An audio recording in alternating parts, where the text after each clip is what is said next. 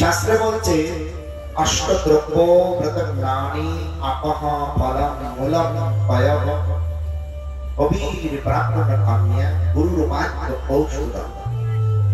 8টি দ্রব্য খেলে ব্রত নষ্ট হয় না। আবার একটি শ্লোক বলে পঞ্চরবি শস্য খেলে একাদশী নষ্ট হয়। এছাড়া সব খায়, কিন্তু পঞ্চরবি শস্য কি আমরা বুঝি না। সেখানে পঞ্চরবি শস্যের কথা শ্লোকে উল্লেখ করে। পঞ্চরবি শস্য আদি লোকে বলে গম, লোকে বলে চাল জাতীয়, লোকে বলে জব জাতীয়, ভুট্টা জাতীয়, তেল জাতীয়, কিন্তু এছাড়া কি আর শস্য নেই? শ্লোকটি একটু সংশয় সৃষ্টি করে। আর মহাভারতের এই শ্লোকটি বলছে 8টি দ্রব্য ব্রতে খেলে নষ্ট হয়, ব্রতের দিন খাওয়া যায় না। তার প্রথমটা হচ্ছে কি জল। যে কোনো ব্রতে জল খেতে পারবে। জলের পর হচ্ছে ফল, ফলের পর হচ্ছে মূল, পয়ঃ মানে দুধ, অবি ঘি, এরপরে যতগুলো আছে ব্রাহ্মণ কাম্যা গুরুর বাক্য। এই দুটো পরীক্ষার ক্ষেত্রে খাবারের জন্য পরীক্ষা নেয় গুরুদেব, আমাদের সততা পরীক্ষা করে।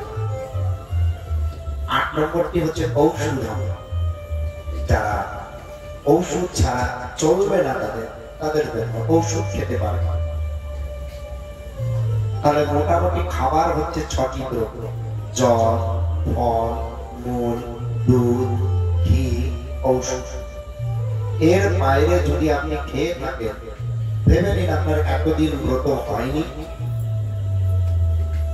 তাই আগামী থেকে যদি অনুকল্পের আবশ্যকতা হয়, এই 6টির মধ্যে খাবেন। অষ্টদ্রব্য ব্রতজ্ঞানী আপহ ফলম মূলম পয়ঃ অবীর ব্রাহ্মণ কাম্যা গুরুর বাক্য ঔষধ। 6টি খাবার: জল, ফল, মূল, দুধ, ঘি, ঔষধ। আমরা এখন কলির প্রভাবে দেখতে পাই বাঁধাকপি, ফুলকপি, জিরে, দারচিনি, এলাচ, শুকনো লঙ্কা, কাঁচা লঙ্কা, মশলা কিনা খায়। সানফ্লাওয়ার তেল মানে সূর্যমুখী তেল, এগুলো শ্লোকের সঙ্গে মেলে না।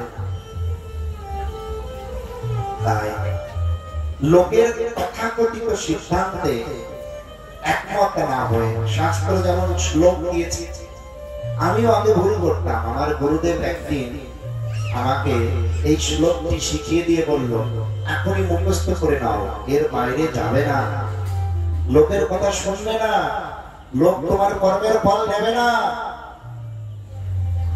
কোন ব্যক্তি যদি শাস্ত্র থেকে উদ্ধৃতি দিয়ে কোন জিনিস শিখায়, তার শিক্ষাটাই কার্যকর।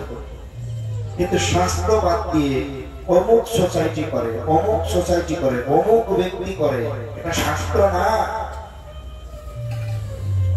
তাই সবাই এইভাবে ব্রত করেন। যদি করেন আপনার মঙ্গল হবে, আর যদি না শোনেন আপনার মঙ্গল হবে না।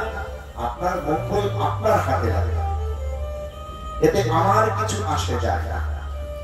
আর সেই একাদশী ব্রত সর্বোত্তম ভাবে মহারাজ অম্বরীশ পালন করলেন নির্জল। সারা রাত জেগে পরবর্তী দিন পালন করবেন। পালনের দিন যদি অতিথি সেবা করা হয় তাহলে সর্বোত্তম হয়। পালনের দিন যদি অতিথি আসে তাহলে সর্বোত্তম সেবা হয়।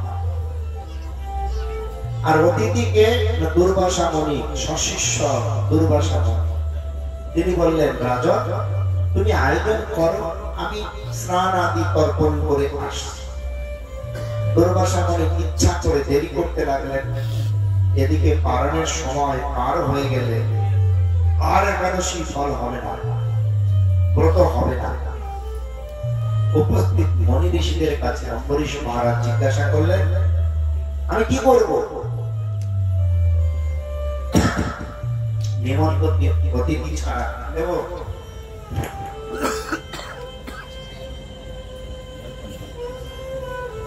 এইভাবে তারা একটা উপায় বললেন। উপায়টা কি? আপনি জলের মধ্যে একটি দুর্বা ঘাস ডুবিয়ে দেবেন। আপনি তো নির্জলব্রত করেছেন, ওই দুর্বা ঘাসে 1 গুণ জল আপনি পান করলে পারেন। আর এতে বিধান আছে, ওই পরিমাণ জল খেলে উপবাস ভঙ্গ হয় না, খাওয়া বিচার করা হয় না। দুর্বাসা মুনি আসবে, পালন হয়ে গেল, আপনি তার সেবা দিয়ে খান। কিন্তু দুর্বাসা মুনি শিবের অবতার, রুদ্রমূর্তি, তিনি তপজ্ঞানে সব জেনে যখনই উৎকর্ষ পরিমাণ জল পান করলো, সঙ্গে সঙ্গে হাজিরে বলে, রাজন, তুমি আমাকে নিমন্ত্রণ দিয়ে আমার আগেই খেয়ে নিলে, তুমি এমন ঘোর অন্যায় করলে, নিমন্ত্রিত অতিথি রেখে তুমি খেয়ে নিলে, তোমার বংশ নির্বংশ হবে। সঙ্গে সঙ্গে জটা থেকে একটা জটা ছেড়ে কৃত্যা নামক পশুরকে বানিয়ে বলে, ধ্বংস করে দাও। মহারাজ অম্বরীশ, মহারাজ অম্বরীশ বলে না, ভগবান কতটা প্রিয়, ভক্তের জন্য সব করতে পারে। তিনি বিপদ দেখে এদিকে ওদিকে না ছুটে চুপচাপ ভগবানের স্মরণ করতে পারবেন, হরিনাম করতে পারবেন। হরে কৃষ্ণ কৃষ্ণ কৃষ্ণ হরে হরে, হরে রাম রাম রাম হরে হরে। তিনি হরিনাম করতে লাগলেন ভগবানের চিন্তায়। তিনি বাকি কিছু জানেন না।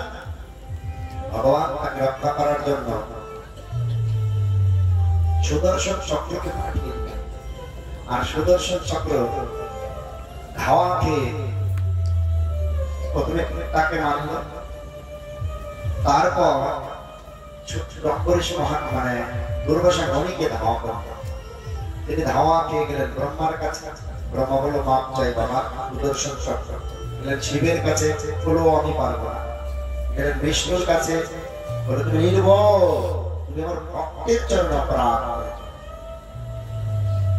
যে আমার ভক্তের চরণে অপরাধ করে, আমি কখনোই তাকে নিস্তার দেই না। এবারটা বৈষ্ণব অপরাধ, ঘোর অপরাধ।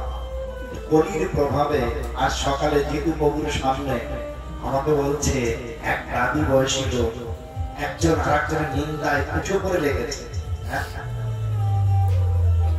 এর উত্তর তো নেই। কামাসক্ত হয়ে ইন্দ্রিয় তর্পণ লালসায় লাভ প্রদা প্রতিষ্ঠায় এসে একজন আরেকজনের নিন্দা করছে, তার উত্তর আমি কি করে দেব? সেই উত্তর আমার কাছে নেই, কারো কাছেই নেই, ভগবানের কাছেও নেই। শুধু কর্মের ফলগুলো তারা ভোগ করবে, তাই না? ভগবান, তুমি আমার ভক্তের নিন্দা করেছো, তুমি তোমাকে কিছুই করতে পারবে না। যদি তুমি নিস্তার চাও, মহাপ্রভুর লীলাতে আমরা দেখি, কি লীলা, যে যদি পায়ে কাটা ফোটে